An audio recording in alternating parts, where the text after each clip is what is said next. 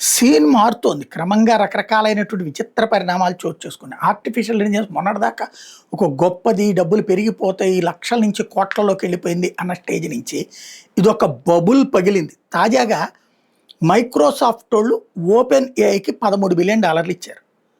ఇప్పుడు open AI వాళ్ళు అజూరేకి తీసుకొచ్చారు. అంటే మళ్ళీ మైక్రోసాఫ్ట్‌కి ఆ రెవెన్యూ డబ్బులు వచ్చేసినాయి వెనక్కి.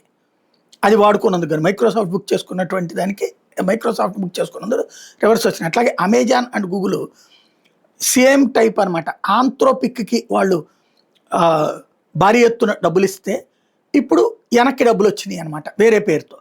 ఇప్పుడు ఓపెన్ ఏఐ వచ్చేటప్పటికి $60 బిలియన్ ఏడాదికి ఖర్చు పెడితే దానికి వచ్చిన ఆదాయం $25 బిలియన్. అంటే మొన్నటిదాకా ఏఐ అంటే ఇదివరకు సాఫ్ట్వేర్కి ఆదాయం భారీగా వస్తేనే ఇప్పటికి కూడా సాఫ్ట్వేర్ కంపెనీలు నడుస్తున్నాయి. కానీ సాఫ్ట్వేర్ కంపెనీల కంటే ఏఐ 3 ఆదాయం అని నిన్నటిదాకా లెక్క చూపెట్టారు. ఇప్పుడు తేడాలు కనబడుతున్నాయి అనమాట. ఓపెన్ ఏఐ దాంతో అసలు నిజం బయటపడిపోయింది. $60 బిలియన్ స్పెండ్ చేస్తే ఏడాదికి $25 బిలియన్ ఆదాయమే వచ్చింది. క్రమంగా ఫేక్ ఫ్లోసు, రియల్ ఎకానమీస్కి సంబంధించిన దాంట్లో తేడాలు వస్తున్నాయి అన్నటువంటిది నిపుణులు చెప్పుకొస్తున్నమాట.